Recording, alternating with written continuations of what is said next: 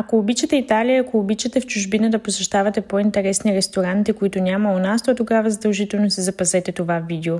Ресторантът, който виждате, се казва Америка Графити и сякаш се намирате в 80-те-90-те на Америка. Исках от доста време да го посетим, затова този път, след като ме взе приятелят ми от летището, решихме да минем и да видим какво представлява. Самият ресторант, както виждате, е доста голям, на 2 етажа. Ние бяхме там събота вечер и втория етаж не беше отворен, но въпреки това имаше доста хора и затова ви препоръчвам, ако решите да го посетите, да се направите резервация.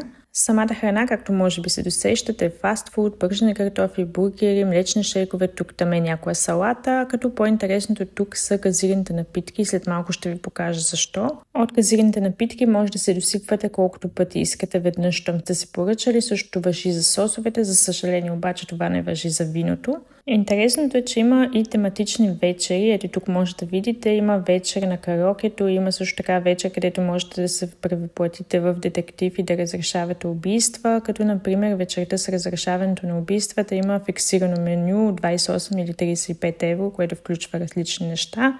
Тук виждате машината за газираните напитки, за която ви споменах по-рано, освен че веднъж се плащате за чашата, след това се доливате колкото искате. Има и много интересни видове Кока-кола, спрайт. Например, има спрайт с вкус на череша, на ванилия, наистина много видове, които ги има в Америка, ги няма в Европа и тук можете да ги опитате.